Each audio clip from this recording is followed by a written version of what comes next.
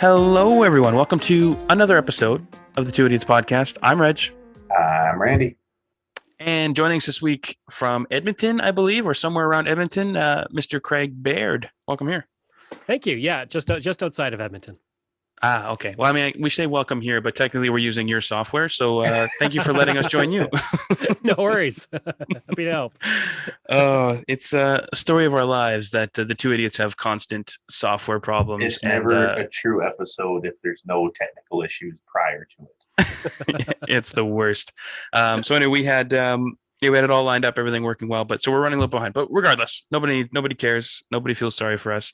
So welcome here, Craig, fellow podcaster, likely better at it than us, but host and creator of Canadian History Ehx, From John to Justin, Pucks and Cups, and what else are you doing? How many other shows do you have? Just those three right now, so far. Just three. Yeah. All right, cool. Well, I found your show, when would that have been? A few months ago. For a long time, I feel like Canada didn't have, enough like representative in the podcasting world. I was always looking for Canadian news podcasts, which are hard to find, or even Canadian history stuff. And then when I found yours, I was like, all right, give it a listen. And how did that all start? When did you start the show? How did podcasting begin? Kind of give us the pitch. Well, essentially, I started listening to podcasts back in like 2010 when it kind of was first starting. And like you said, it was really, if you wanted to listen to anything with history, it was Roman history, American history, and like British history. Yeah, exactly. Yeah. There was no Canadian history. So I didn't really make the podcast back then, but I was writing, I used to be a journalist and I was writing local history columns and stuff like that. And as I went on, I was like, I'm going to give this podcasting thing a try because any Canadian history podcasts that were out there at the time, it's different now, but at the time it was always focusing on the big things, like Confederation and all that. And I was like, there's a lot of stories of small towns and small stories that are really interesting. So I thought, I'll start doing that. And so I started it, kind of just doing it offhand about 2019. I'd make episodes whenever I had a chance. It wasn't really any kind of rhyme or reason to it. And then in about summer of 2019, I was like, okay, well, I'm going to commit to 3 episodes a week, and wow, I'm going to stick to that. Yeah, the journalism background comes into handy because I can write a lot fast, so it helps. Fair. But yeah, I was like, okay, I'm going to do 3 episodes a week, and I'm going to stick to specific days and maintain that consistency. And I started doing that, and it started to build, and then around March of 2020, around when everybody kind of was being locked down, I was like, you know what, I'm just going to do this full time. I'm going to see how it goes.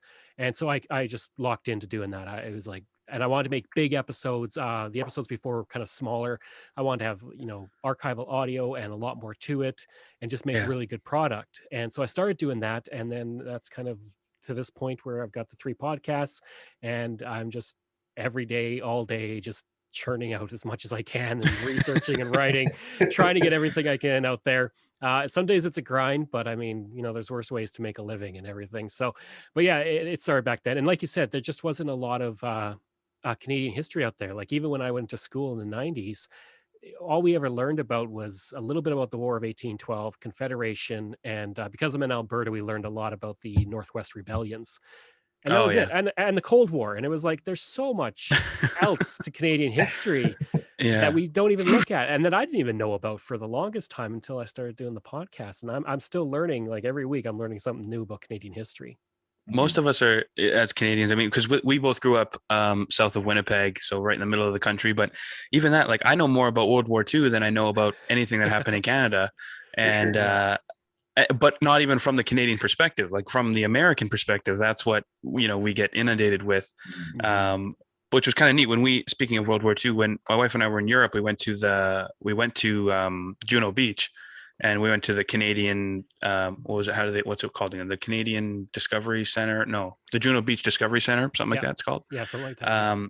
So checking that out, and you're going through, and you see the Winnipeg Rifles, and you see like all these battalions from Ontario and BC and all these things, and it's World War II, Juno Beach, D-Day from the Canadian perspective, which is refreshing, and we never get to hear any of that. So your show is good for that, because there's a lot of things that I wouldn't even think about, like, I just listened to the flag debate one.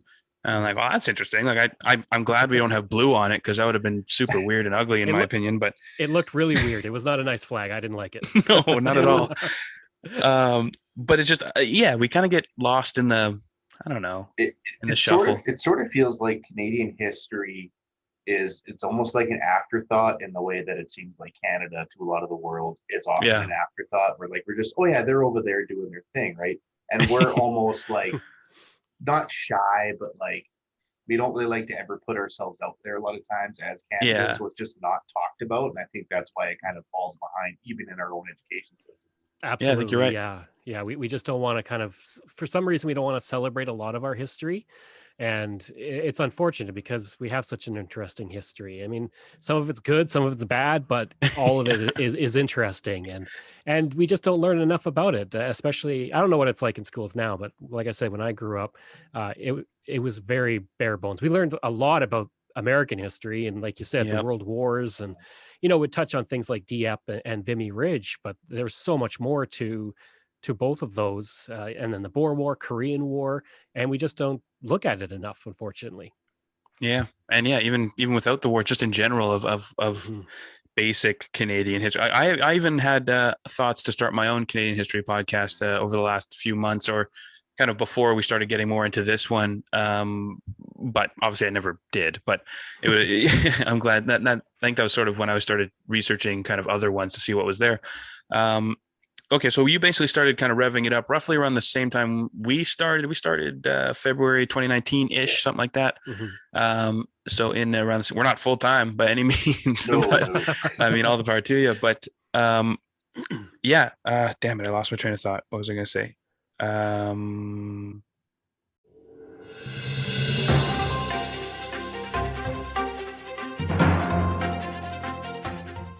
COVID spring break is right around the corner, and you know what that means. Spring break in your pants! Manscaped is here to ensure that the party in your pants never stops. Even Veronica Corningstone herself wouldn't say no to this pants party. For everyone preparing for a pants party this spring break, I have an exclusive 20% off discount. Use code IDIOTS at manscaped.com. It's a pattern of the pants. It's just a pattern of the pants. It's an optical illusion. It's an illusion. But what isn't an optical illusion is how great the Manscaped products are. Now, I've spent all of today, apparently, I discovered, wearing my underwear inside out, which is what happens when you put it on in the dark. But in spite of that, everything is nice and smooth. Nothing's chafing. Nothing's biting. Everything's glorious down in the old basement there. Thanks to Manscaped and their Perfect Package 3.0, which comes with the Essential Lawnmower 3.0 waterproof cordless body trimmer and a ton of other liquid formulations to round out your grooming routine. Now, this is the best trimmer on the market for those of you in need of a chest or ball shave. Their third-generation trimmer features a cutting-edge ceramic blade to reduce grooming accidents thanks to advanced skin-safe technology pioneered by Manscaped. You can adjust the settings to any length you like, and you can stay on top of it with almost no effort at all. Now, don't ruin any vibes this spring break or upcoming summer with some peeking pubes coming out of your swimsuit. Because that's a concern. I mean, I normally avoid the Speedos, the banana hammocks, as it were. Yes, but if you are, one to really try and show it to the ladies, be sure to use their Crop Cleanser body wash to keep your hair and skin feeling healthy and fresh.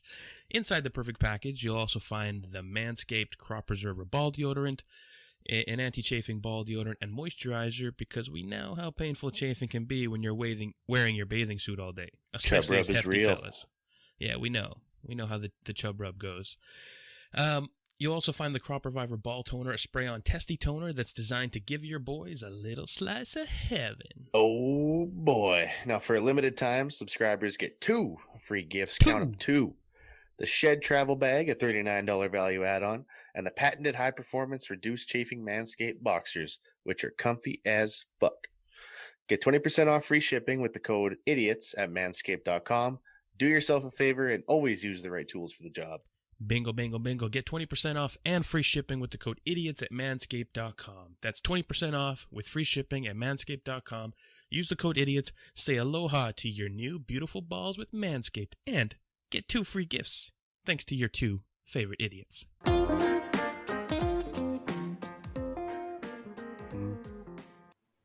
wow. Wow, Yeah, totally whiffed there. Yeah. Fell right off the Well, rails. I think it kind of goes that people don't really realize like it does become a full-time job real Mhm. fast to do stuff like this, start putting out the kind of content you're putting out, right? Oh So yeah. it's I applaud you for being able to put out as much as you do for sure. Yeah, I don't think I'd be able to do it without the internet like that. Obviously, I Yeah. couldn't do it because podcasts can't exist without the internet. But but it makes it so easy because there are resources where people have scanned in hundreds of local history books, and you can Right. search through them.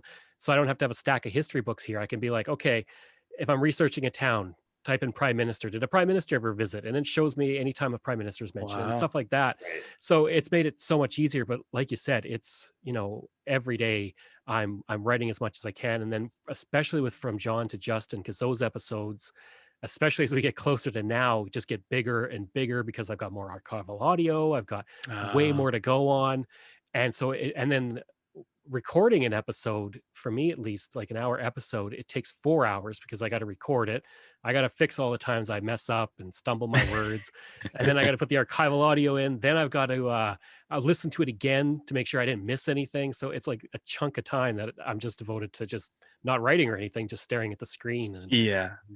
editing. It's a huge investment. And we only do one a week, and even that's hefty. Like, again, a lot of people, like almost everyone we know, we're like, oh, I've thought about starting a podcast. We should start one. We're interesting enough. We should do one. And I always tell them, I'm like, yeah, that's great. You can definitely start one, and anybody could do it. But like, just keep in mind that it's not just sitting in front of the mic and talking. Yeah, Like there's a lot of behind the scenes shit that goes on, and you got to keep up with it. So much. Yeah. But anyway, so as you're going through, you've had some incredible guests on Canadian History Ehx. What's been your favorite episode to do, or perhaps who's been your favorite guest? Well, my favorite episode it's also my most popular episode too. Whenever I have 5 Saturdays in a month, I've reserved the last Saturday for what I call nostalgia episodes. And so in the past, I've done it on the Beachcombers and the Littlest Hobo. And then coming up, I'm going to be doing the Red Green Show, the Raccoons, and Hockey Night in Canada. But one of those nostalgia the Raccoons. That's a deep cut. Yeah, exactly. I mean, I used to watch that. I've had a few people mention it, so I'm looking forward to that. But my favorite episode, and then the episode a lot of people enjoy, is my Mr. Dress Up episode. Which was it was a good episode to do, but it was like 2 weeks of just constant nostalgia, punching me in the head. And then I interviewed Fred Penner for that, and then I interviewed Judith Lawrence, who created Casey and Finnegan, and did the voices for them. So it was great just to be able to talk to these people, but it was a big episode. I had a ton of like audio in it. It starts off with the theme song. It ends with Mr. Dress Up saying, goodbye from Casey and Finnegan and me. And then they say Mr. Dress Up. So there's just all this, going back to like, for me, the 1980s and being a little kid. And then people will contact me and say, it was bringing tears to their eyes listening to this episode, which is great. But it's definitely my favorite episode because I feel like I covered it really well. I had great audio in it, and it was just a really good episode. But I mean, there's lots of episodes I enjoy, but that one is kind of my top one for sure. Oh, you kind of glitched there on me. But anyway, that episode for sure stood out to me because when I for sure messaged you as well when it came out, because I didn't realize I had this like, I don't know, forgotten, repressed, like real attachment to Mr. Dress. I've always loved Mr. Dress Up as a kid, but I never thought about it for years, right? And I listened to it, I was like, oh yeah, this will be interesting. And I'm like, I'm hearing his voice again. I'm like, oh my God. Takes you back to simpler times, right? It does, yeah. And I'm watching these episodes from like the 80s, and I'm like, I probably was a kid watching this exact episode on TV. And yeah, it just takes you back to this time when things seemed a lot more simple, and it was just a fun episode to do. I mean, obviously I can't interview Ernie Coombs, but it was still it was a nice episode, and to talk to those people and put out something that people really enjoyed was nice. It was and it's an interesting episode, I feel. Do shows like that still exist? I don't have kids, Randy, you'd know. Like, because I know, of course, there's plenty of kids shows, but Mr. Dress Up was very calm, and he's sort of walking through, and then he's just doodling on the pad, and he's talking to his puppets. But I get the vibe that like all these new kids shows are just manic and like just bouncing off the walls and stuff. you're kind of shows like that now. Like Blue's Clues is still kind of like that in a way. Yeah. Because it's it's one guy interacting with the dog and everything, and he's still figuring stuff out and writing it physically. A lot of shows now are like spin-offs of older properties, like Daniel Tiger's Neighborhood is a big one for kids, and it's basically Mr. Rogers' Neighborhood. It's the kids of all the characters in that. Oh, And so okay. it's all animated, but it's in the same vein. It teaches the same lessons. You just don't have a central Mr. Rogers kind of guiding the show. Huh.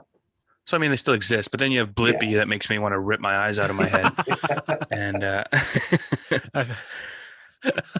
I mean, you've got like your Wiggles and stuff like that, right? But I don't Yeah. know if there's many as educational now. I mean, I'm not at that point where Hallie's really watching those shows yet. She's not been old enough for it. Yeah. But I mean, as she gets older, I'll keep you updated. education aside, even some of them are still educational, but they still weird me out, and they just seem so. Like I said, they're very manic. They're like an acid fever Yeah, dream. You know, like it's just Yeah. I don't know. Yeah, And then that you don't Blippi have guy a Fred was Penner anymore, or Mr. Dress Up Yeah. anymore, where it's just some guy chatting with you, playing a song, making some craft that anybody can make. And that was something I really liked about the episode was, finding clips of him saying he wanted to make these crafts out of things that everybody had in their house. You don't have to go to the store and buy it. You can use a toilet paper roll and some glitter and make exactly what he's making. And that was something that I don't think you'd have anymore. Yeah, and I think it hit for me as well because we grew up not wealthy, and if it was something, I don't know if I ever did the crafts, but maybe it kind of resonated on some level where it's like I could have done the crafts. Yeah, exactly. Didn't have to go to the store and buy anything; you could have just had it. But yeah, no, that totally makes sense.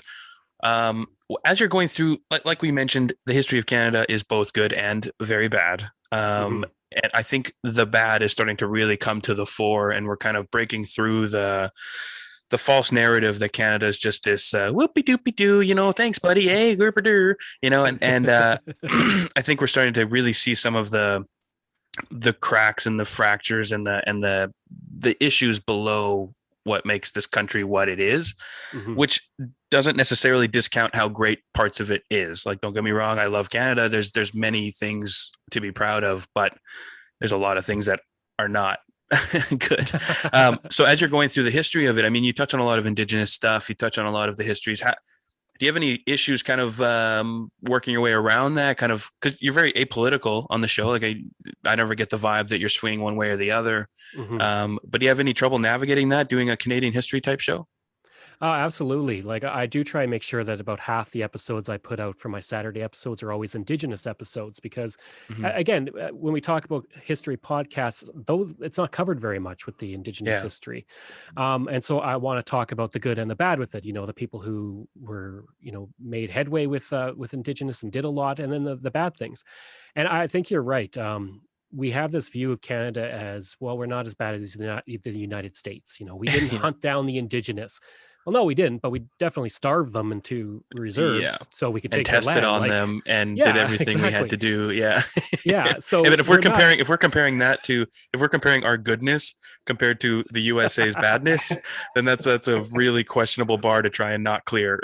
It is absolutely. And then when we were going through the Black Lives Matter movement, I was seeing a lot of posts about, well, Canada, we didn't have slavery, and we could come to Canada and be free. And it's like, this is far from the case.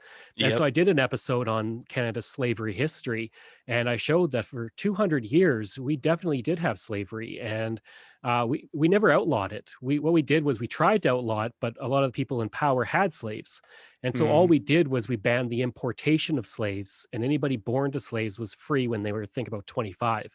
So it was like the absolute least that you could do without actually banning slavery. And it was only in Upper Canada. It wasn't even in Lower Canada. So it was only Ontario. And so I wanted to show that, yes, we did eventually get rid of slavery, but it was because the British Empire banned slavery and we were part of the British Empire. So that's why we got rid of slavery. And yes, we did have the Underground Railroad, but people still dealt with racism. Africville near Halifax was a totally Black community, and Halifax would just like build its dump right next to the community. And they said there were so many rats, you could see like the entire dump just moving, and they put everything they hated next to Africville, and until they finally just bulldozed the entire place and moved everybody out in the 60s. So I try and show a lot of, that we do have a kind of a rough history in many ways, and especially with the Indigenous. And the issue I have trying to do that is At the farther back I go, I don't have the indigenous stories. I might have maybe some oral histories, but like Yeah. McQuina, who was a chief during the late 1700s, the only info I have is from like explorers, Captain Cook, Captain Vancouver.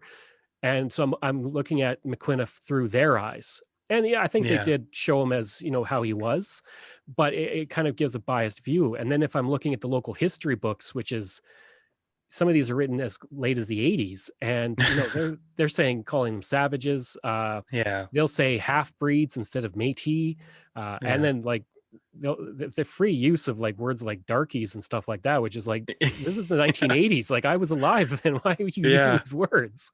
And so I don't use local history books too much, just because I feel like it's way too biased. It's way too against the indigenous.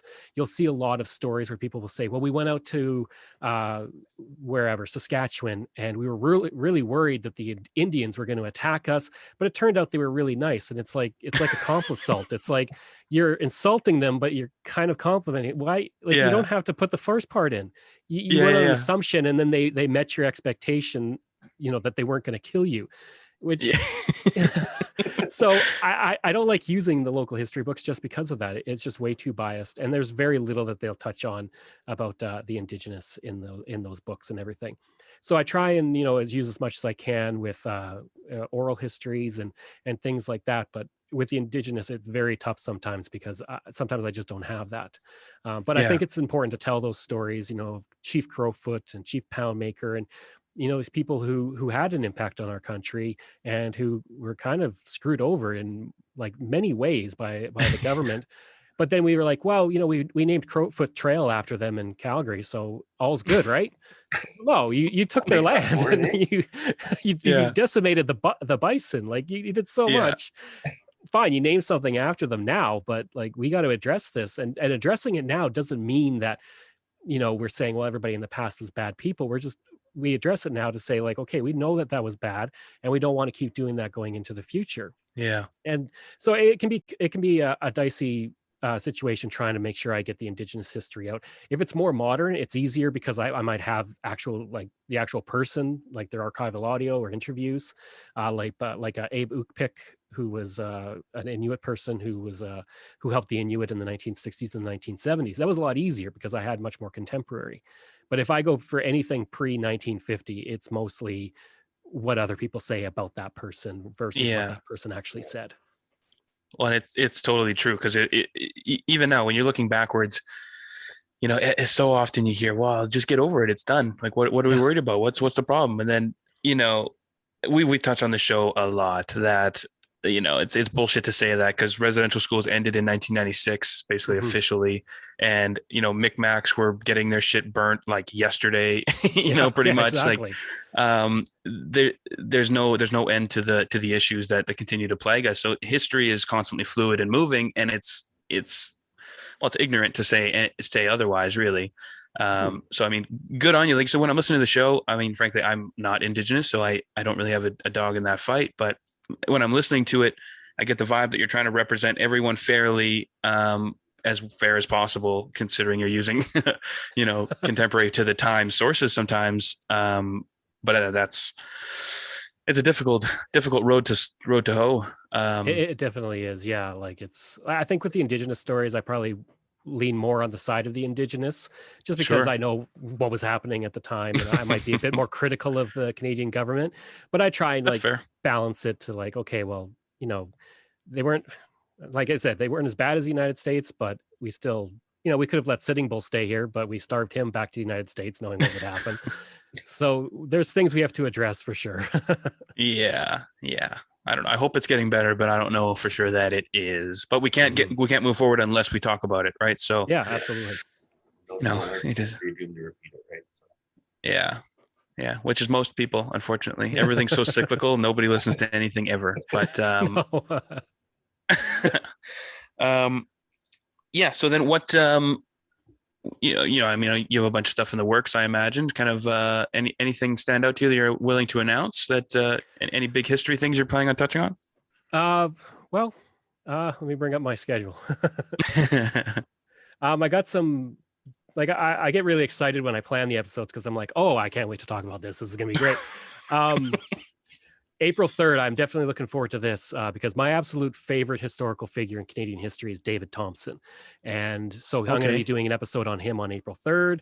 And then I'm going to talk about like Mary Pickford and such. And then, yeah, I got other things like the building of the CN Tower, the raccoons that I'm looking forward to talking about. Then some darker things like the Chinese head tax will be coming in June.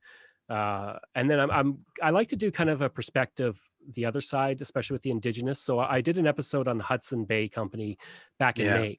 And then recently I did an episode on the Indigenous in the Hudson Bay Company and how it impacted them and how they had their lives completely changed by the arrival of the company.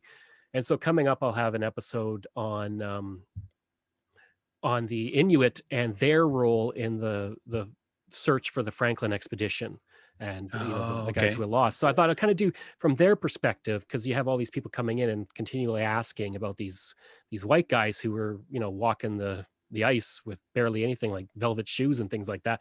So I wanted to see if I could find their perspective on the matters. But and then I'm trying to get everything done all the way up to June.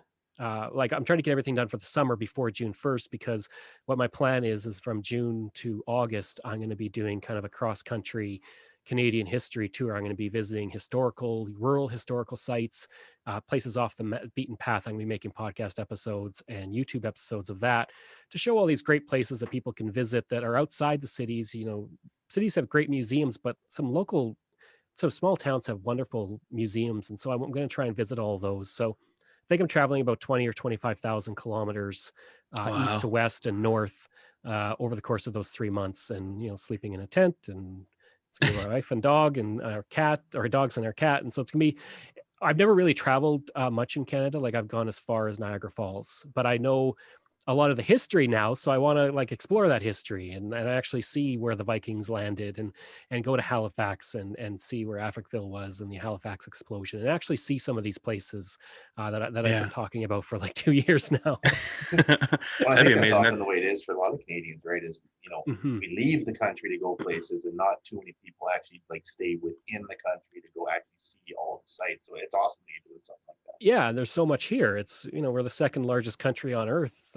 Yeah. You can spend like literally 3 months exploring it and still not see everything. So, For sure. yeah, people just don't explore Canada enough. They'll go to like Banff and the mountains and Victoria and everything, but they won't go Big to. touristy spots. Yeah, exactly. But they won't go to Glenboro, Manitoba to see the oldest Icelandic church in Canada or something like that. But it's like these places are interesting. Like it's just off the beaten path. It's just off the highway. When I travel, I never like taking the highway. I like to take the back roads, because the back roads are where you see kind of a lot of the cool things. Smart. Well, even there's another podcast I listen to. One of their slogans, or whatever, is "Read all plaques." And Yes. I've even before that, like my wife rolls her eyes at me all the time, because we'll be like just somewhere and we're going for a walk, and I'm like, oh, I'm going to read this little sign here in the middle of the grass that nobody cares about. And then she'll just stand there, just kind of tapping her toe, and she's supportive and she'll put up with it. But I'm just always just reading all this goofy crap that nobody cares about. Oh, there was a farmhouse here in 1753 and it was the miller's daughter, blah, blah, blah, blah, blah, blah. Like nobody cares. Yeah, exactly. The old schoolhouse that isn't there anymore, and there's a sign there, and I'll do the same thing. Stop and be like, there was a schoolhouse here for 50 years. It's like, so what? Well, so it's cool. Yeah, I like to picture that stuff too. I mean, again, we both work in Winnipeg, which is a pretty historic town in itself, which is always neat to see the old school buildings meshed and blended with the new kind of architecture, because Winnipeg was such a hub, and they had their heyday, and like whatever it was, like the early 1900s, and then it's kind of deteriorated a bit since then. But no, I wish I could do the whole cross country thing more. Randy, where in Canada do you want to go that you haven't gone? Northern Manitoba for sure. I want to hit up Churchill and one of those places and check all that out. I'd like to get over to the East Coast for sure, just go everywhere there, just kind of take in the history and see it all. Those are kind of my big places. Now that my kids been watching Molly of Denali a lot on CBC, I'd like to get up to like Yukon, Yeah. territories, those kind of areas, just to check out the culture and everything, all that, again, all that history there, right? Yeah. And just go check out that kind of stuff. But definitely northern Manitoba is on my list for like recent stuff, like upcoming stuff I want to do, and then branch out from there towards, I think, the East Coast would be my biggest place to go right That's a downside too. Like, yeah, our country's big and beautiful and wonderful, but it's also big and big Yeah. and big. Like, and it's so Exactly. expensive to get around that trying to see anything. It's I don't Yeah, think I don't people know. get it either. Like you take England and it fits in Alberta, and it's like, sometimes I drive the length of almost England or halfway through it in a day just to get like to, if I got to go down to southern Alberta or something like that. Like Yeah. people just can't wrap their minds around the fact that we're so huge. I think Newfoundland's like closer to England than it is to Vancouver, and it's like Oh. that's how big we are, and people Yeah. just don't get it. Yep. I I totally was believe that. listening Even to a UK podcast recently. They're like, "Oh, I had to take a train for an hour to get somewhere," and they're just like lamenting about it. And I'm like, we drive like 3 hours, like it's nothing. It's a blink of an eye, right? Exactly. Yeah. That's average. Like you go to Saskatchewan, you'll drive an hour and you won't see another person. Like That's absolutely true. I used to live in southern Saskatchewan, and we had a tiny movie theater in the small town I was in. But if you wanted to go to like a bigger movie theater, like a multiplex, you would take a almost 2 hour drive to Moose Jaw. And I would but people Yeah. in other countries couldn't imagine driving 2 hours to go like see a movie or something like that. So like, well, I'm in the middle of nowhere. It's a half hour just to Walmart when I was living there. Yeah, exactly. It's wild. It's yeah. We've had a couple of UK folks on the show as well, and I love just pointing out to them how tiny their country is. It's like you can drive from Southampton to York in like 6 hours, and that's literally like south to north. And then like, Yeah. in 6 hours, we haven't even left the province yet, depending where you're going. Pretty much, yeah. Oh, it's wild. So I did have a question for you, Craig. Being a big Sure. Canadian history guy, what were your thoughts on the greatest Canadian competition that they held years ago, where they had all these figures from Canadian history and they had their rankings? Did you think they were correct? Who ended up winning that? I need to Google that. Tommy Douglas. Tommy Douglas did. I think they were right in some cases. I think the worst thing they did was to put it in the hands of Canadians to decide, because I think if they held it now, Avril Lavigne would not be in the top 50. There's no way that Avril. Come on, Craig. Come on. So there's no way. Skater Boy is a classic. Yeah, she's a national Skater Boy's a treasure. Yeah. It's very like of the time. And then I know that I think there was a Winnipeg talk show host. Hal Anderson Like did was a number yeah, exactly. 37, I think. Yeah, so he did a big campaign. So he placed like 30th, and it was like I have he the list kind of right here. ruined the He whole was- thing. He was 34th, and he has an asterisk next to it. So Yeah, because it was this big campaign, and it was like kind of ruins the whole thing when you're ahead of like some very notable people. In many ways, I think they for Laurier, John Yeah. Candy, Bret Hart, Tecumseh. nobody I should be think ahead John of A. McDonald Kennedy. would fall. I think Yeah. John A. McDonald and Don Cherry would fall pretty low off the list. I think. Yeah, I don't think Don Cherry should have been in the top 10 by any means. I'm going to be controversial and say I've always hated Don Cherry, and the fact that he got kicked off the air was glorious to me.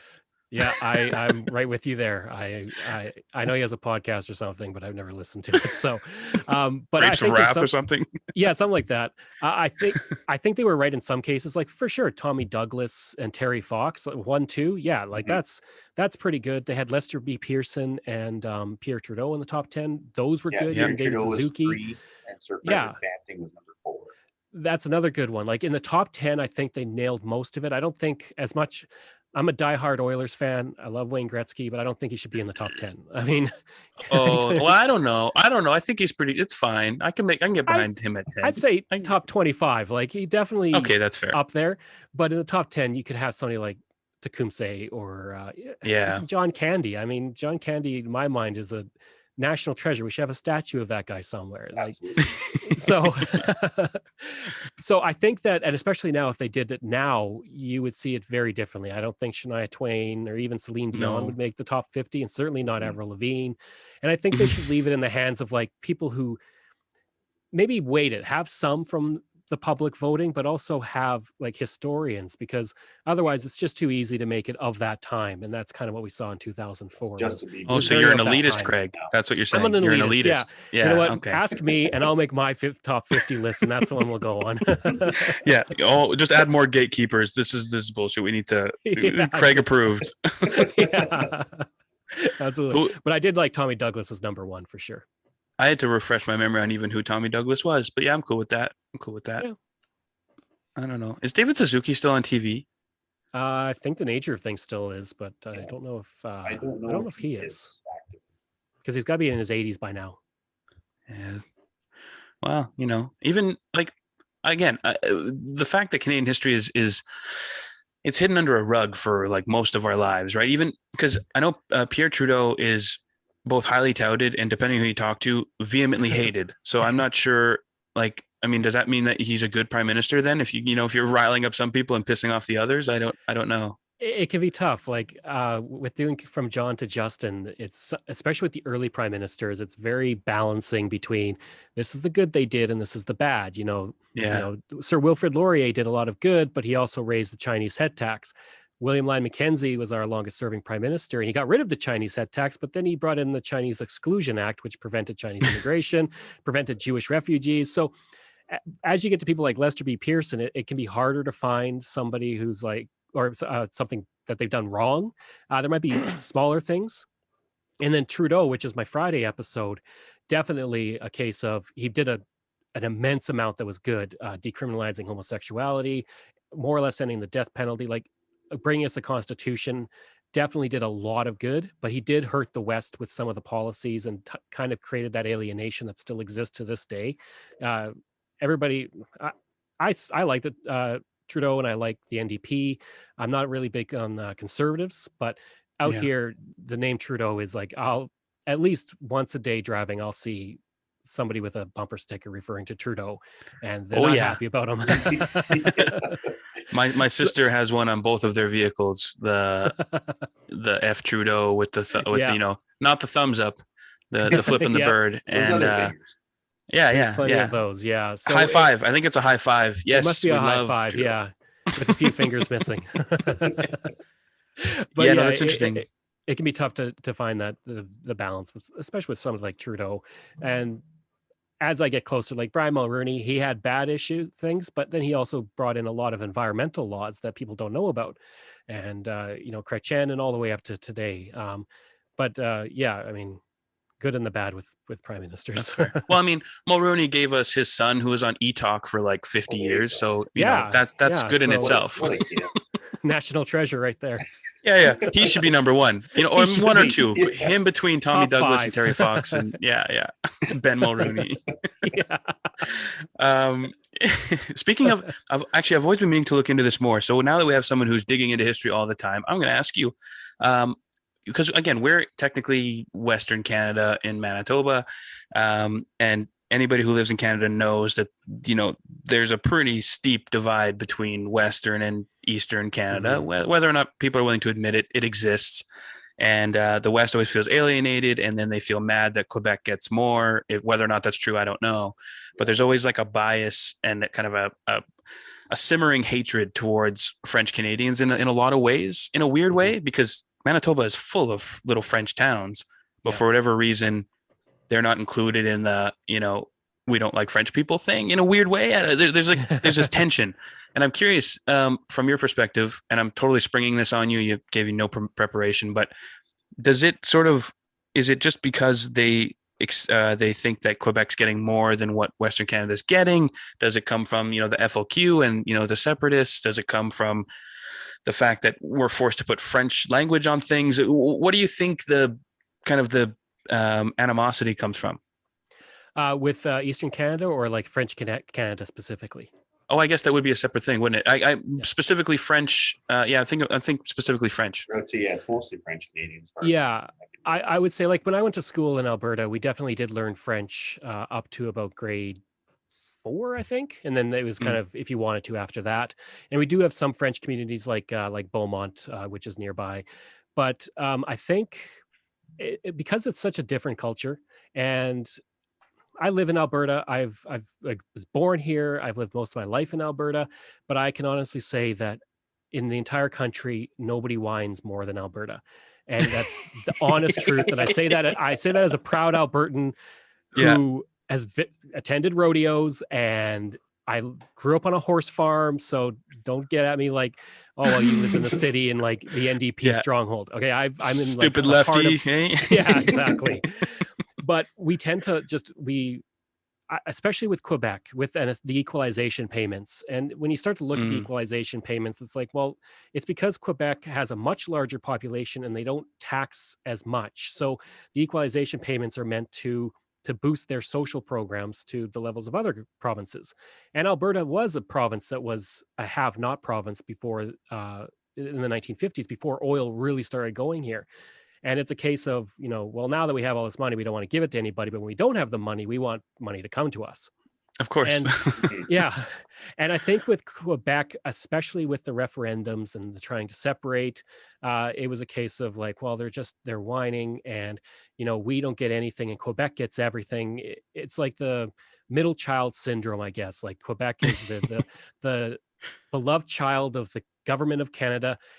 If you completely ignore the hundreds of years of like trying to wipe out their culture and assimilate them into English Canada and all of these things that have happened. If you ignore all that, yeah, fine. But they're seen as this beloved child, and Alberta is Yeah. ignored, and Saskatchewan's ignored, and then they ignore Trudeau literally buying a pipeline to get it built through Alberta, and Yeah. everything's Trudeau's fault, and that part of the reason might be because Pierre Trudeau, and then we're right back to the fact that he was French Canadian. So I think that is a big part of it. Is just it's a different culture. We don't see it. I wouldn't say we. Some Albertans don't see it as like a Canadian culture. It's French Canada. Everybody's sitting around in cafes smoking, complaining about the West and Alberta.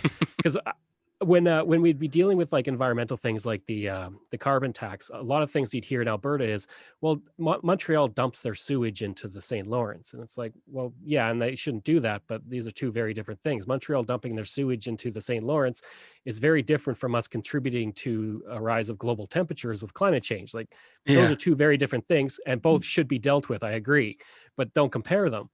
So I think we just have this issue with Quebec as it's just favored over the West. They get everything they want, and we never get anything. But again, in that case, you're ignoring a lot of the things that Quebec has lost. The Quebec is, for the longest time, everything was in English. We only became bilingual in the early 1970s. But people in Alberta and the West often don't see that. They just see Quebec gets everything they want. They're the trust fund kid, and we're the hardworking kid who is just trying to make it, and mom and dad aren't paying attention to us. And I think that's what people see. It definitely that's the vibe that you get. Well, frankly, Saskatchewan is like Alberta's little brother, and they It sort of, absolutely is. if Alberta gives them a noogie and tells them to go sit in the corner, then they'll do that or whatever they want them to do.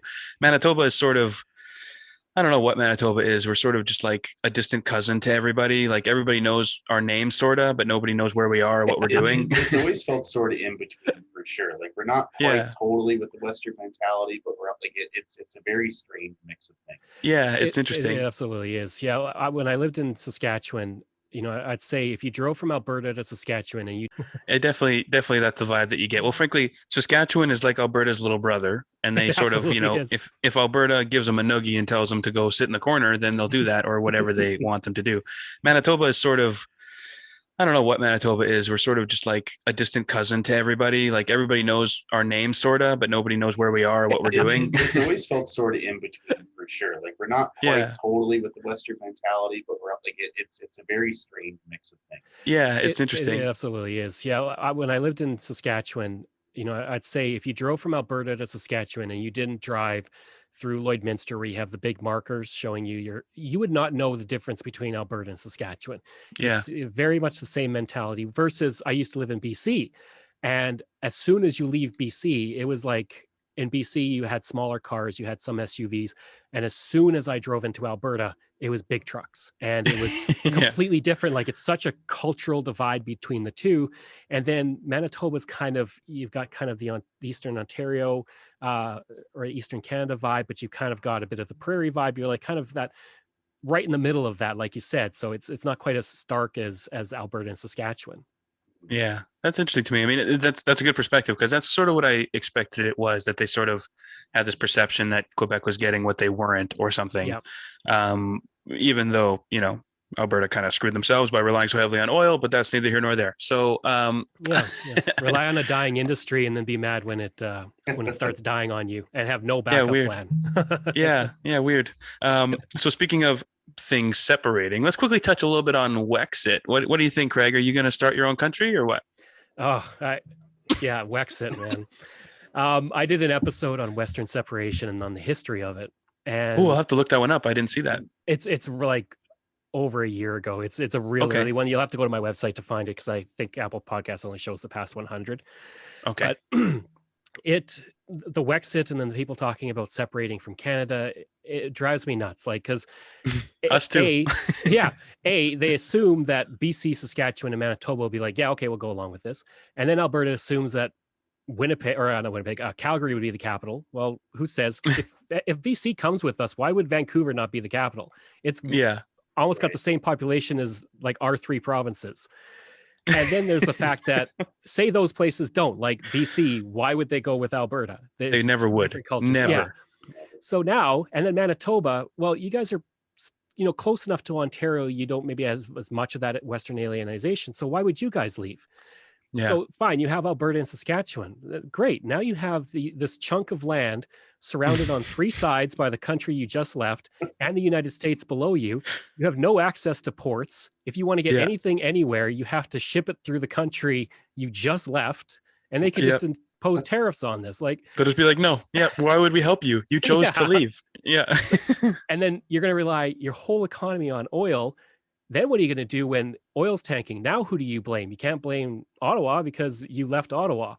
And never mind the fact that to leave Canada is insanely difficult, especially after the last referendum from Quebec, because you have to have like an overwhelming majority of citizens vote in favor. So like 75%, which even with people and how they feel about Ottawa, there's no way you get 75% in Alberta. Especially not multiple provinces. Yeah, like if you were to try and get 4 provinces, to try and get 75% of 4 provinces to vote on anything, even if they're like, if you say you polled BC, Alberta, Saskatchewan, and Manitoba to say, is the sky blue? Are you going to get 75% of people voting yes? No, you won't. Exactly. There's no way. Yeah. And if BC comes along, or if BC says, okay, we'll hold the referendum, if the majority of people in BC say no, that tanks your whole referendum, because their population is so much larger than the rest. Saskatchewan's population is 1 million people. Vancouver has like 4 million people alone.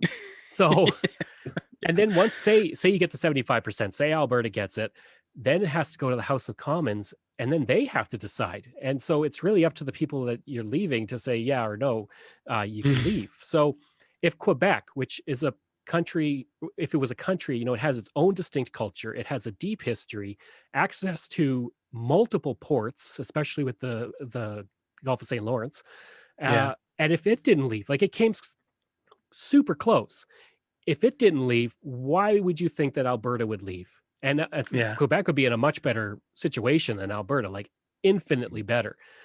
But it's that Western alienation. It's that whole, screw you guys, I'm going home. I'm taking my toys and I'm going to take my oil and I'm going to go somewhere else. And it's like, okay, well, then the rest of Canada will just adapt to renewable energy, and you guys can have your oil, and I guess you'll power everything with oil there, because not many people are going to be buying it in the future. But can't sell it anywhere. Yeah. And you have to build a pipeline through the country you just left to get your oil anywhere. So why would you do this? That whole Wexit thing drives me up the wall. But there's a lot of people who support it and think that it's a good idea, and they have a very poor grasp of the Constitution and Canadian history and geography, I think. So Well, it's just like anything. Like even with when we're talking history, when we're talking about this type of political stuff, it's so easy to make your point make sense if you just ignore everything that Yeah. counteracts it. It's like Yeah. it does. It's super easy to do that. You don't have to just don't list the things that are against it, and then everything looks great. Yeah, and I had people email me, and they're like, "Well, there's the UN agreement that you can't deny access to a port," and I'm like, "Well, yeah, that does exist, but Canada didn't sign that because why would it? We don't have to put our stuff through any country. Like, it Yeah. wouldn't make sense for us to sign it. So why would they sign it after Alberta leaves? So that's a great, screw you to Alberta. We're Yeah. not going to endorse this. Good Ship it through our luck. country, and we'll make money off you shipping it through our country, and it ain't going to Yeah. be cheap." Well, speaking of that and kind of maybe pushback, I don't even know how long we've been recording, but this has been fun. Anyway, so if as you're recording your shows, I mean, now that you're doing one on prime ministers, which is just Mhm. intuitively controversial with a lot of people, have you gotten a lot of pushback even on the history ones? A lot of people kind of reaching out and be like, "Hey, what are you talking about? You're full of shit," that type of stuff. Not really. Oddly, with the prime minister one, that's probably the biggest support I get. I get a lot of people who really enjoy it. I don't get really, uh, I don't think very many bad reviews for it. It definitely it's what they enjoy the most, and I think it's just Mhm. because we don't really have anything to kind of look at the prime ministers. With Yeah. Canadian History X, I got one time I got a 1-star review, 1 or 2-star, and it was because he didn't like the music in the background, and I was like, I don't have music in the background on my show, man. Like, what are you talking about? He's got his own music playing. Man, I hate this song. Yeah. This podcast is garbage. I'm like, I don't know what you're listening to, but it's not my podcast. Yeah. But more or less, it's pretty good. I had one person way back in June, and it was an Indigenous person, and they asked, "Why don't you have more Indigenous history?" And I was like, you know what? You're right. I cover a lot of like European history, and so that was when I said, okay, what I'm going to do is I'm going to make sure that my Saturday episodes, which are my long form, deeper cuts, half of those in a month are always Indigenous history. And that's kind of when I made the point of I'm going to make sure I do that.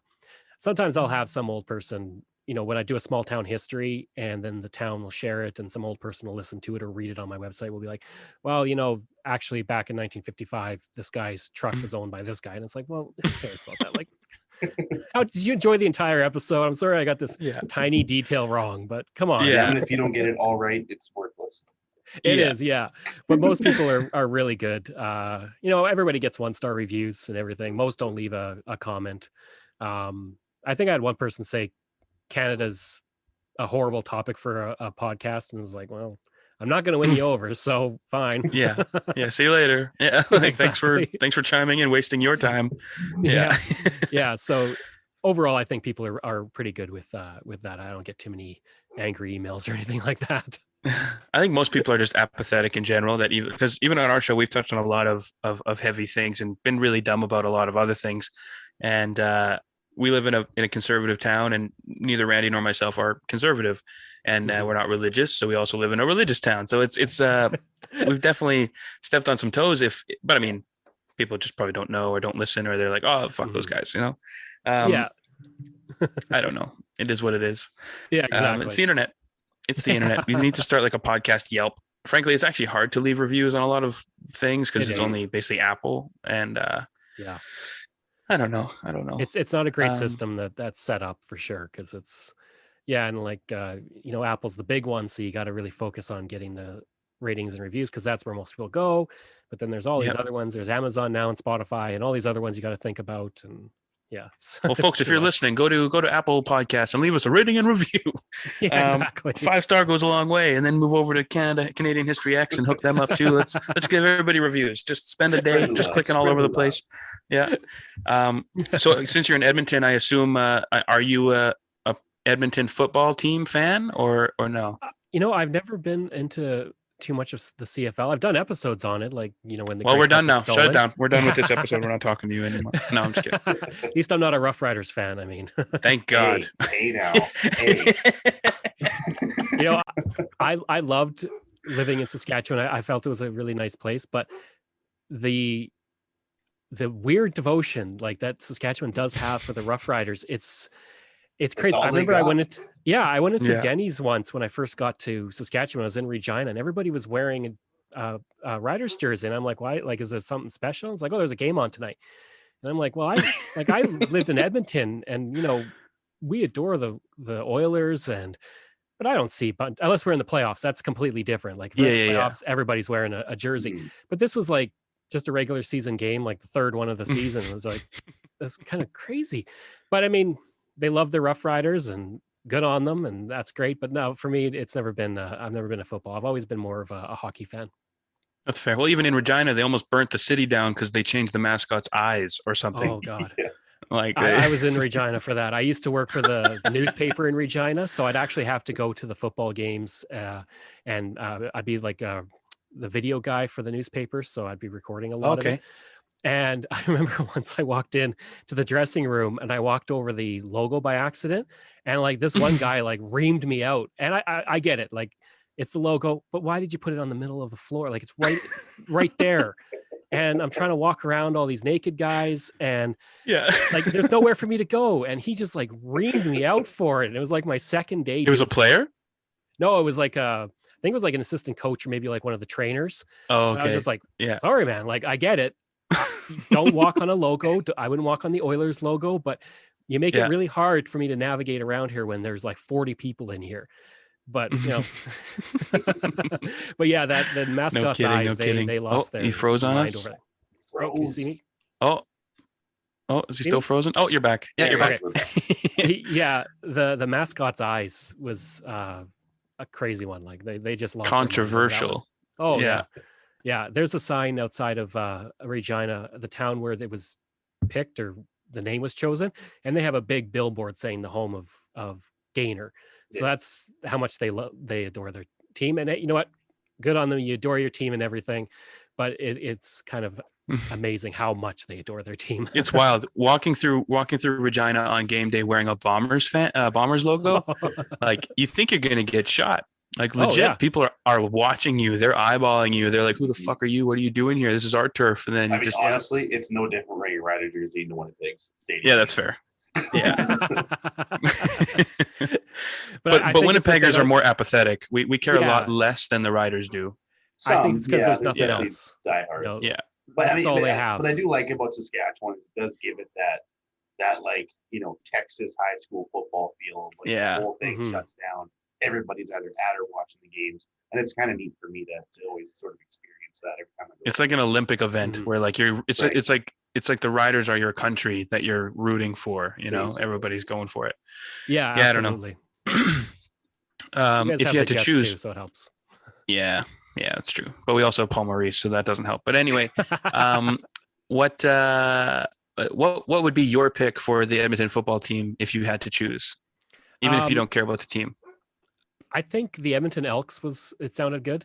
I like that, Edmonton Elks. In all honesty, I like Edmonton football team.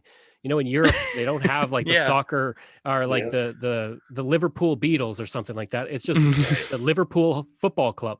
It's Yeah. like, well, Yeah. that's fine. Like, why can't you just go with that? But Well, even the TFC, like in the is it Premier League, whatever the Toronto football, the Mhm. soccer club is on, they're just TFC. Yeah. And you could do it. Well, even technically, legally, the Winnipeg, the Blue Bombers their name is just the Winnipeg Football Club, but we just call them the Blue Bombers. So it's, could, I don't know. It'd be interesting. Yeah, but Edmonton football team.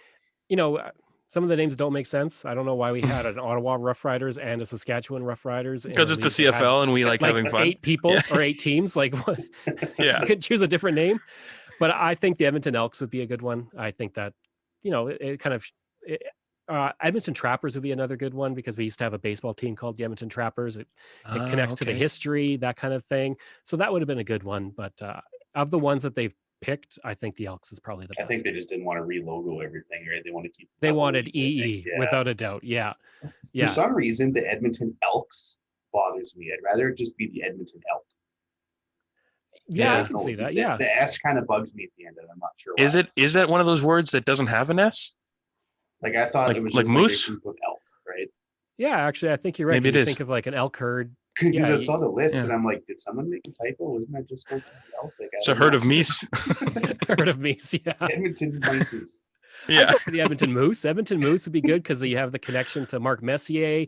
You know, he played hockey, Ooh, but still, yeah. Edmonton Moose. Yeah, I'd totally go for that. But you're right. They went for EE. So you were stuck with something that began with E. And like that's why they had Eagles on there, which I do Right. see Eagles around here occasionally, but I would say it's like we should Not name our enough to. team after them. Yeah. And it's kind of boring to me for some reason. I don't know why. Like it's a cool animal, but it just doesn't do anything for me as far as a name. Mhm. Yeah, absolutely. Anyway, how long have we been recording, Craig? Can you see on your end? I didn't even look at the time when we No, but I started. think it's been just about an hour, I think. Well, look at us go here. Spent an hour just trying to get the stupid thing to run, and now we're. Well, one quick question for you: since you're going across country this summer, where are you most excited to visit, and are you going to visit anywhere here in our province? Absolutely. Down in Carberry in Manitoba, there's World War One trenches, and it's where they trained a lot of the soldiers. So, you know, I'm not going to France, but I can kind of see what it was like in those trenches. I didn't know So I'm that. excited. I've Yeah, been so Carberry there you go. multiple times. I never knew that.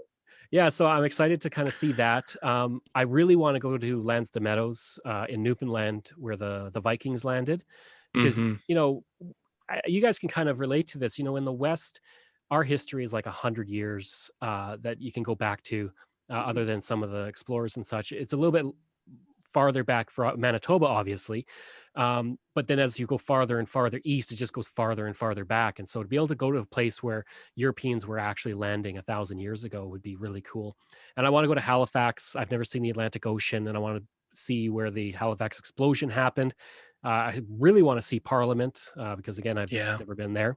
The Hockey Hall of Fame would be great. Like, I don't want to go into too many It's cities, sweet. but there's It's cool. certain places I want to go, and that's one of them for sure.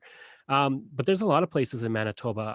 I'd like to go up to I'd like to go up to Flin Flon, just because I write a local history column. Okay, sorry, my Siri. My Siri's Siri recommending We're things. going now. Yeah, I guess Yeah. Siri and I are leaving now, so Yeah. I will be there in about 3 days. I was going to go to Churchill, but there's no roads there, so that kind of was.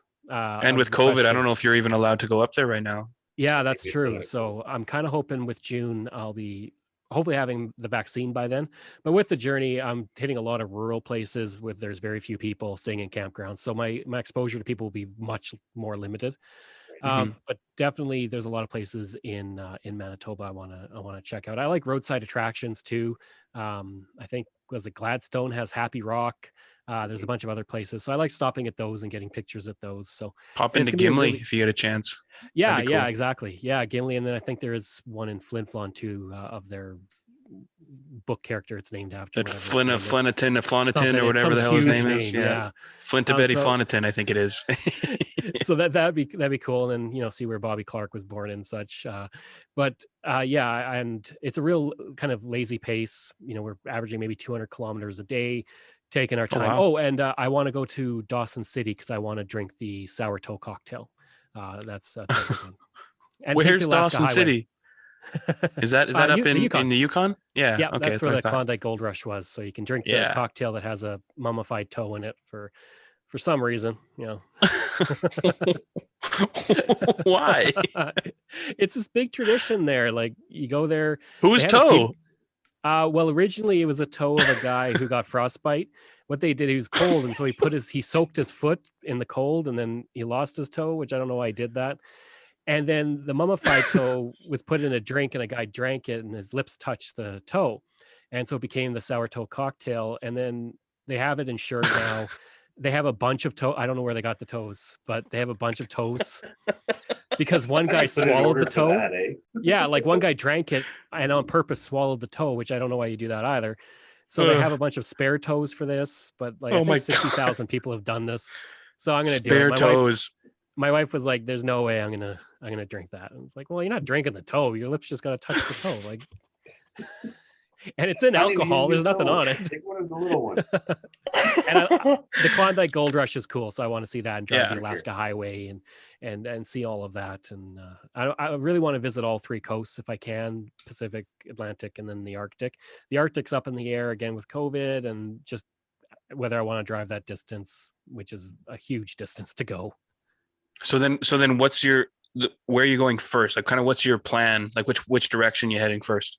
It's going to be like maybe even a spiral, because I have a Mhm. grant right now to explore around Edmonton, do the Okay. historical places there, and then I have another grant that I'm just waiting on for Alberta, and so I'll probably focus on Alberta for the first few weeks, but I think probably hit BC because in how we're doing it, um, BC has to be done kind of all at once because we're not coming back to it.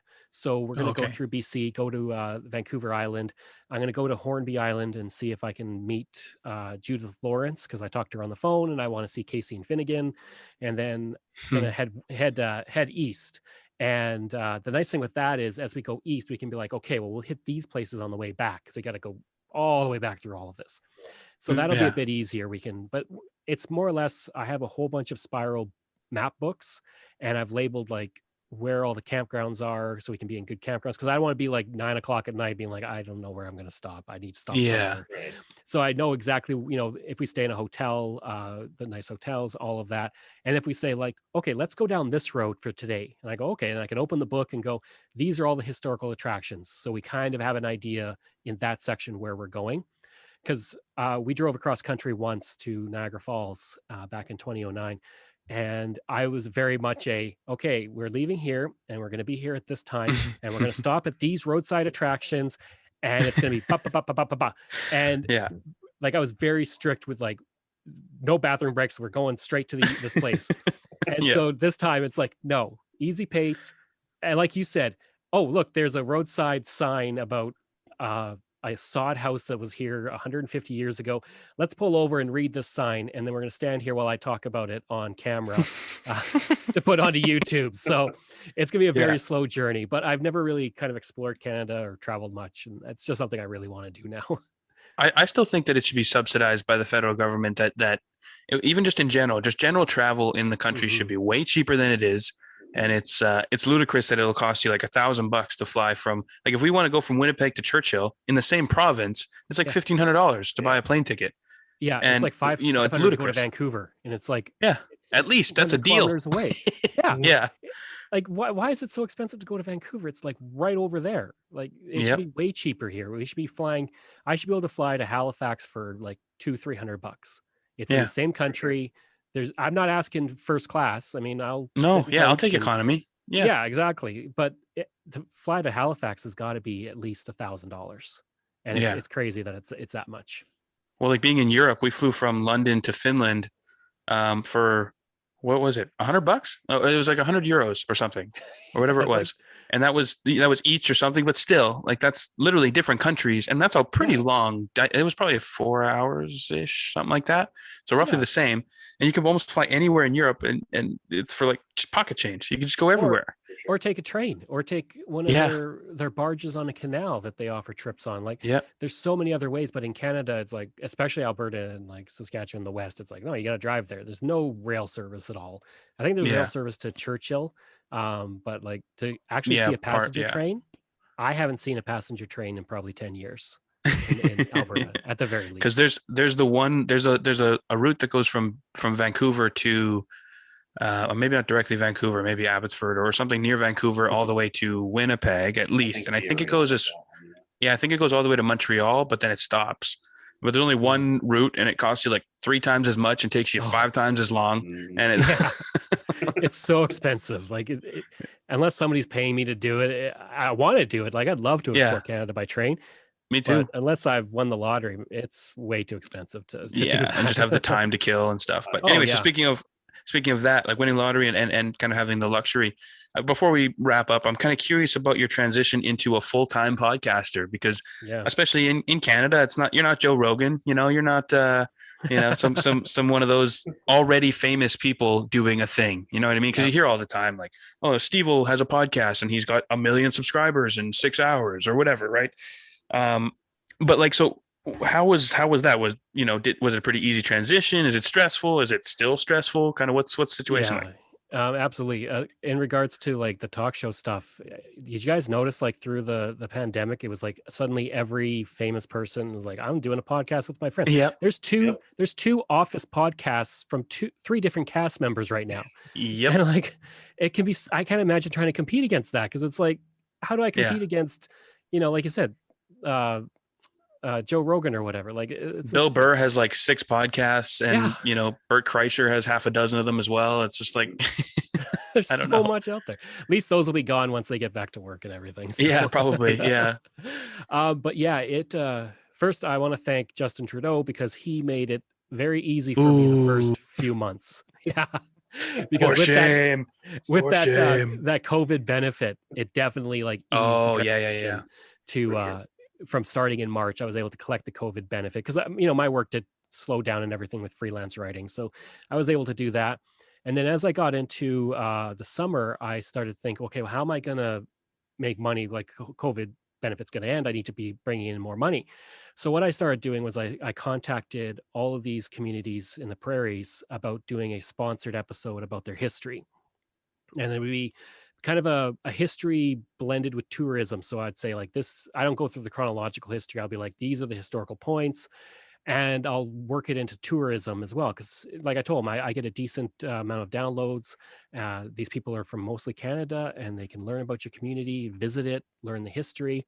And so I started selling those, and I got a really good response to that. That started to bring in money for me. And then I Mhm. had Patreon, which brings in enough that it covers the cost of my podcast hosting, more or less, and then Nice. sometimes donations and things like that. And then about a month ago, ExploreNet, I don't know if you guys have it up there, but it's a big We do. internet. I Yep. used to Oh, have okay. They came on as kind of my big sponsor. So they pay me monthly to do small town history. So any town that said no to the small town history, ExploreNet says, yeah, we'll do those towns because we want them to know about our service. So they Oh, kind of yeah. compensate that. So they're helping with that. And then there's things like grants and stuff, but it is stressful because it's like I got to keep making money. I'm looking at, my downloads. Is it going down? Is it going up? I got to find more. Like I'll exhaust the amount of towns that are in Canada, so I'll go to like museums and be like, for small amounts, you can have an ad in my podcast. And so I'm trying to do stuff like that. But yeah, it can be stressful because you're trying to keep money flowing in, and sometimes towns won't get back to you for like a month, and you're like, I need Yeah. this, and then you got to wait a few more weeks just to get the check. Yeah. So that can be tough. But you know there's worse ways to make a living, and I like doing this. And I mean, if I have to, I can freelance write a bit to bring in some extra cash, but I haven't had to do that for a while now. So, but Nice. it definitely is always worrying. Like there'll be times where I'll be sitting there going what am I doing? Like podcasts aren't going to be forever. What Yeah. am I going to do when I'm 70? Like I can't keep doing this. So, there's always the hope that, like on the cross country tip, I'll be doing YouTube videos. And then, there's the hope Netflix will call and say, hey, we love what you do. Here's Yeah. a buttload of cash and you can have your own TV show. And it's like, great. It all worked out. But Crossing I mean, Canada with Craig. Yeah. yeah, exactly. But the chances of that are pretty small. So I'm just Yeah. trying to do as much as I can, keep building it. And that's why I have the other podcast too, just to get some variety to it, and talk about things that I'm interested in. Like I love hockey, but I especially like the early history of hockey. So Mm. I can talk about that. And then the prime ministers, there's nothing about the prime ministers. And I just don't have the room on Canadian History X for it. So I started doing that. But then you're working all the time. And I think probably if I calculated how much I make versus the amount of hours I work, like it's definitely hourly rate is pretty small, but Yeah. it gives me enough that I'm able to live and work and take time off, and like I said, drive around the country and explore. But it's just always trying to figure out what to do next, and how to keep all of it moving and money coming in. Because yeah, and it Yeah. can be stressful some days. Some days you wonder like, why am I doing this? I guess it's the journey of all small business entrepreneurs, right? Like it's because that's basically what you're doing. It's Yeah. and kudos to you for jumping into it with both feet. And that it's going so well. Like I said, I stumbled across your show by accident, started listening. I was like, yeah, I don't hate this. I don't hate this. There's That's good. to be fair, I don't listen, to be honest, I don't listen to every episode all the time, Oh, but yeah. the ones that really pique my interest, I'm like, I'm down, I'm in. And I like Yeah. learning about strange quirks and things that most people don't care about. So it's fun to listen to some of the behind the scenes stuff. It's nice. Yeah, like my whole goal is to show that Canada's history isn't boring, because that's Yeah. what I always grew up with, was Canada's history is boring. And when people say it's boring, I always say the first thing I say is Ken Carter, the Mad Canadian, who he was in the 1970s, and he developed a rocket car, and he was going to take that car and jump the St. Lawrence River into the United States with it. And it took him like 4 years to do this. Evil Knievel came up, and Evil Knievel said, "This is crazy." Like, Evil Knievel said this was crazy. And and I always like to talk about him because he's an example of like all of Canadian history isn't boring. You just got to look for these certain things. And he didn't get to do the jump. He had to cancel it at the last moment, and then the people behind it brought in Kenny Powers to do it, and he did the jump and broke like 4 ribs and a vertebrae. Like, he was messed up for a while. But it's those kind of things that I like to show that, if you only focus on Confederation, you're going to be bored. But if you look at the other things, especially the small towns or the margarine bootleggers from Newfoundland, things like that. Margarine bootleggers? Yeah, well, margarine used to be illegal in Canada for like 50 years. And That's so what I've heard. Yeah, Newfoundland wasn't part of Canada, so they would make margarine and then they'd bring it over in boats. And it's like, that's interesting. Yeah. On those and it just things. sounds like a Canadian story. Right? It really does. Yeah, we're smuggling margarine like a bunch of goofs. Yeah, but that's what I want to show is like we have an interesting history if you take the time to actually learn it. Yeah, absolutely, 100%. No, I love it. Like I said, kudos to you. Props on what you're doing. Before we go, is there anything other than the jumping story? Is there any other quirk of Canadian history that jumps out to you, or that's kind of your go-to? Another thing I like to talk about is in Manitoba. I think it was near Glenboro, and the Queen, the entire royal family was coming through on a train in 1970, and they stopped the train right near this small little farm, and the whole royal family went to this farm, and they had like a barbecue.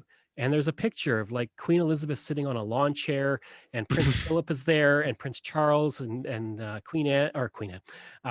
Princess Anne, and they're all just with this family, like having kind of a barbecue like you would in your backyard in the summer. And I found it completely randomly, and it's one story I always like to tell because it's just you never hear about something like that, like the Queen of England sitting there as you're like you're serving her potato salad, and Prince Philip standing next to the barbecue talking to you. Yeah, it's just mind-boggling that something like that would happen. So there's that. Like there's a couple of that. Yeah, exactly. Yeah, just shotgunning, just Philip, just going to town. Oh, I'd pay money to see that. That'd be amazing. Oh, 100%. Right now, I would. The guy looks like a ghost, but I'd love to watch him shotgun a beer. That would be amazing. But yeah, the margarine rum runners, or the margarine bootleggers, and then things like the Halifax explosion, like these huge things. The Frank slide is another really interesting one. And yeah, there's tons of stories. I mean, I've got 308 episodes right now. So. Yeah. And plenty more where that came from, I'm sure. Yeah. Damn. Oh yeah. Before we again, I keep saying before we go, and I keep thinking of new things to talk about. I've been thinking a lot lately, and I think that Canada should just totally disconnect from the monarchy. Be done with it. Just stop. It's pointless. It's useless. Where everybody's getting boners all over the place about this whole Harry and Meghan stuff and all this nonsense. I mean, who cares? I don't know why we don't just remove all of it and have, instead of like the Manitoba whatever Queen's Bench of Court of Law or whatever that stuff's called, why don't we just call it the Manitoba Court of blah blah blah blah blah? Why do we need this this implied semi-divine figure on everything? And I love monarchies and I like British history, and I'm a history wonk and I love that stuff, but at the same time, on an everyday day-to-day level, why are we paying money to continue this that doesn't do anything for us? Feel antiquated, right? Yeah, 100%. I think the biggest reason is it separates us from Americans. Like collectively as Canadians, we're always trying to be like, we're not Americans. We're different. And so the monarchy kind of does that for us. In many ways, getting rid of the monarchy, I think we're probably getting to that point. Like it's a figurehead thing. It would result in we'd lose things like the governor general and the lieutenant governors because they're the representatives of the monarchy. So they wouldn't serve a purpose unless we kept them as like just a post that you have for a job well done, whatever. Or they get rid of them. What would it matter if they weren't there? I don't. It's the tradition thing, I guess. Yeah. If we did get rid of the monarchy, I'd like to stay within the Commonwealth. That's fair. Yeah, I can get behind that. Yeah, just because it is a collective group of nations who are all working together, and there is history to that. But as for the monarchy itself, I think the main reason is we just want to be different from the Americans. So that's why we have it. But there's no reason for us to have it. Like we can certainly Yeah. get rid of it. I live in Alberta, and Queen Elizabeth II drove from Edmonton to Calgary once, and that entire stretch of road is called the Queen Elizabeth II Highway. Everybody calls it Highway Number 2. Nobody ever calls it that, but Yeah. that's what it's called. And, you know, I think people worry, like it's the same thing if we take down the statue of Johnny McDonald. We'll be like, well, we're erasing history. Well, no, because there's still tons of places named for him. And it's the same with the monarchy. Well, we're erasing history. Well, no, because Alberta is named for Queen Victoria's daughter. Regina is named for Queen Victoria. Victoria is named for Queen Victoria. You have all of these places that are still got some kind of tie to the monarchy, even if that monarchy isn't there anymore.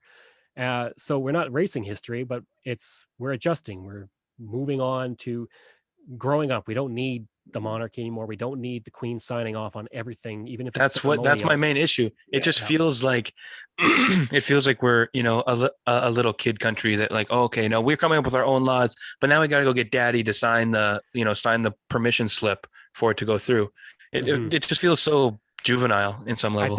I think people forget, like we didn't sign our first treaty without England kind of being there with us until the 1920s. And we'd already been a country for 50 years by that point. We didn't have Canadian citizenship until 1947. So before that, we were British subjects. So it definitely was a long, like, trying to get out of that shadow. And then we kind of got out of that shadow just as the Americans were rising up, and now we're in their shadow. So we've always been in this kind of between two superpowers type of thing. And, you know, that's why Canadians are always trying to set themselves apart. That's why, you know, if somebody says, I like John Candy, we'll be like, well, he was Canadian, you know, and so was Jim Carrey and Lorne Michaels and Dan Aykroyd and all these people you like, they're Canadian, you know, and Rush, they're Canadian. And Avril Lavigne. Avril Lavigne and Neil Young and all of them. We're trying to set ourselves apart. And and I think that's what we're doing with the Americans now. But yeah, I mean, the monarchy doesn't really serve a purpose beyond being something that would say we're part of the Commonwealth. We're not like Americans. We have the monarchy. But as for whether it's needed, like if the monarchy were to disappear tomorrow, nothing would change in Canada on some parliamentary procedure. Bureaucracy, Yeah, exactly. Other than that, you know, Regina is still going to be called Regina. Alberta will still be Alberta. Victoria will still be Victoria. That's not going to change. Yeah. No, that's fair. I don't know. It's just an idea that's been in my head a bunch. And I think that it's kind of pointless. And I've been to Buckingham Palace and I felt a little bit guilty about it, to be perfectly honest, because, you know, you don't get that kind of wealth by being good to people below you. Yeah, for sure. Absolutely. So anyway, Craig, I think we think stole enough of your time in between you waiting for us to get this shit figured out and now blathering about fun things. So definitely plug whatever you have to plug. Let's get people to find your show as well. Okay, well, I have 3 podcasts. The first, my flagship, the biggest one, is Canadian History Ehx, and that's EHX. I thought it was a good idea when I named it that, and now I'm like, I got to explain that it's not X, it's EHX. But, you know, got to set myself apart somehow.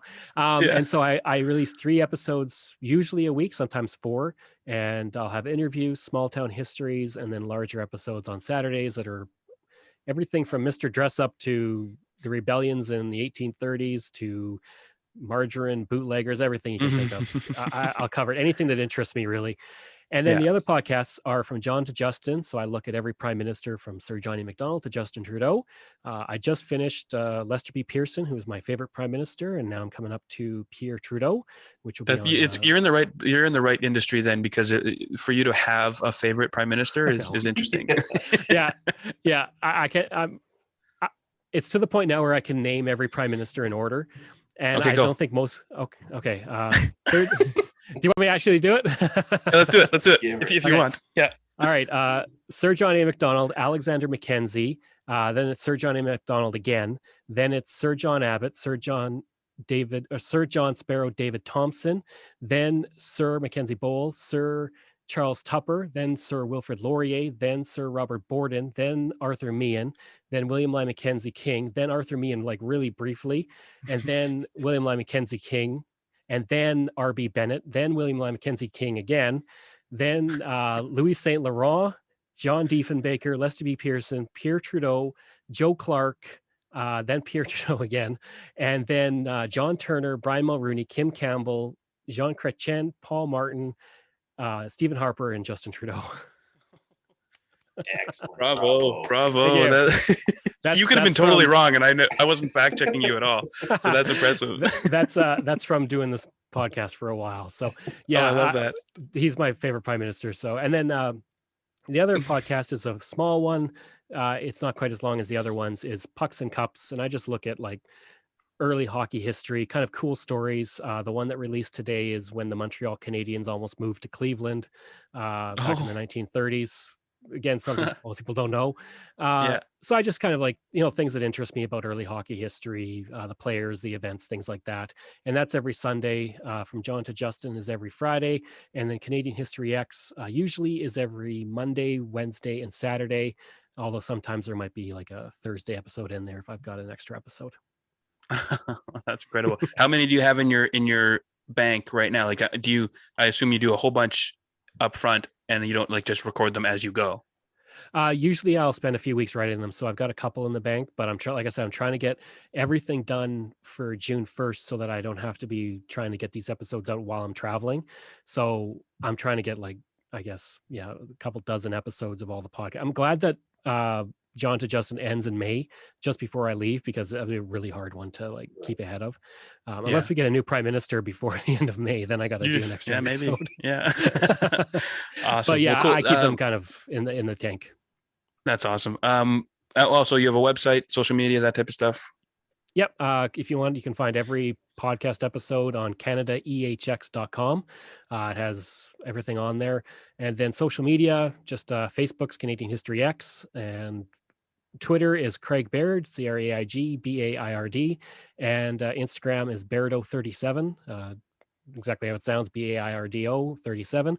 And then I got YouTube, Canadian History Ehx, where I'll put videos that I make about Canadian history, more on location stuff when I can do it and such. And then all my Zoom interviews with prominent Canadians, I'll put on like there us. as well. Like you guys, yeah. Yeah. Nope. Yeah. There's a lot of good interviews there. By far, for whatever reason, my biggest interview there is Kenny versus Spenny, or Kenny and Spenny. For some reason, it is just everybody goes to that one, but it's a good interview till my power went out. Yeah, they are. Yeah. Awesome. So this is kind of weird to ask, but since we're using your hosting platform, can we do our outro with this, even though we're borrowing your thing? You can stick around. I don't mind, but I'm just I'll hang out here. I think if I leave, it'll stop recording. So, yeah. Okay, cool. So we'll. This is the glory of the 2 Idiots podcast, folks. You're getting a little bit of a glimpse behind the curtain at the ugly wizard beyond. So basically check him out for sure. Go to Craig's stuff. This was a lot of fun. Like I said, I listen to his podcast pretty regularly, a couple times a week probably. So if you're interested in Canada and Canadian history and Canadiana and all that jazz, the good, the bad, the ugly, check out all of his stuff and follow him. While you're on social media, look for us. We are the 2 Idiots podcast. It's just 2 Idiots podcast on Instagram and Facebook. On Twitter, we're 2 Idiots Show. Nobody cares about Twitter, but we're there. On YouTube, search for the 2 Idiots podcast. We are the one that shows up first because we are the best one. So definitely search that up, hit subscribe, follow, all that stuff. 100% by email. You can hit us up at doubleidiotspodcast@gmail.com. Send us your questions, comments, and you'd like us to hear. And you can also go to patreon.com/2idiotspodcast and show your support for the show. We got all kinds of different levels and perks over there. Head on over and check it out. Exactly. And again, this feels kind of weird doing it in front of another guy who also has a Patreon, so you can check him out too if you like. Definitely contribute to his show. But I mean, check ours out first. Give us a little bit, and then if you have a little extra left over, go to whatever you have left over, whatever spare change you have. A couple of nickels and Anyway, the people in our Patreon from the $7 tier and above are in the Idiot Hall of Fame. Those are the people that we like the most. So we give them a little shout out. So on that list, Randy, do you have yours open, or do you want me just to wing it? I'm a poor podcaster, so you're going to have to run down the names. I probably know them off the top of my head, but yeah, they're probably about the same. But anyway, I'll quickly run right through them here. In the Idiot Hall of Fame right now is Mitchell Buck Pierce Buckers, Mr. Brian Moore, Brian, Drew McDonald, Kayla Lundberg on behalf of her and Jordan Peters, and the lovely as always, Danny Duick. So thank you to the people that show us just a little extra love. They get a little extra perks. We'll be doing a merch draw later today, hopefully, for the people that matter the most. We love all of you, but particularly them. Just a little bit. Yeah, just a little bit more. All right, cool. Well, definitely check Craig out, all of his stuff, and then while you're there, make sure you're following us. And we need to start like a Canadian podcast conglomerate, a corporation. Just get a thing started here. Yep, absolutely. While you're driving around, you'll hit up all the local podcasters, and that's your project while you're going. Yeah, because you're not busy enough, it seems. Okay, cool. Exactly. Well, thanks again, Craig, for helping us get this running, because apparently Randy's computer sucks, or mine sucks, or somebody's computer sucks. Something. Or Google Meet sucks. We're going to blame Google. It's definitely Alphabet Company's fault. Yeah, that's it's what it America conspiring against a couple of Canadians getting together. Yeah, must be it. All right, cool. Well, thanks, Greg. It was fun.